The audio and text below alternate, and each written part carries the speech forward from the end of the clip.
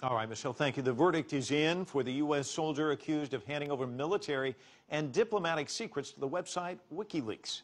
Private Bradley Manning was found not guilty of the most serious charge he faced, but he will still likely face a long jail term after being found guilty on other charges. CCTV's Jim Spellman is in our newsroom with the latest. Jim?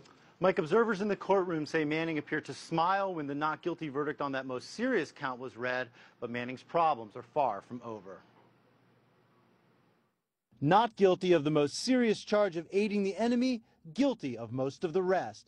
That was the verdict handed down by a U.S. Army judge in the case of Private Bradley Manning, a U.S. Army intelligence officer who leaked hundreds of thousands of classified U.S. documents. Morris Davis is a retired U.S. military lawyer who testified in Manning's defense. But he never once mentioned any animosity towards America or favor for al-Qaeda.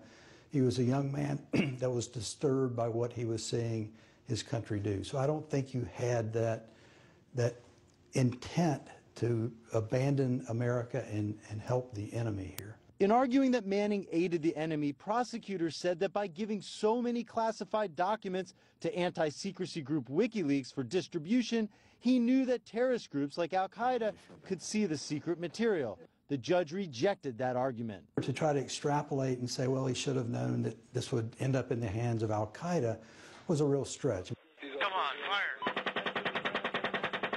Manning was also found not guilty of a charge related to releasing this video of a U.S. airstrike in Iraq, but was convicted of 20 other charges, including stealing government property, committing fraud, and most importantly, espionage, which some fear could have a chilling effect on future whistleblowers. Because historically, the Espionage Act charges have been brought against spies and against traitors, and not against people who leaked information to the media with no ill intent. In a statement, WikiLeaks head Julian Assange praised Manning.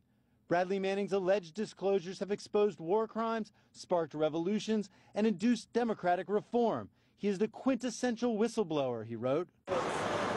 Even after the guilty verdict, supporters called for the Army to free Bradley, but that's not likely to happen for a very long time.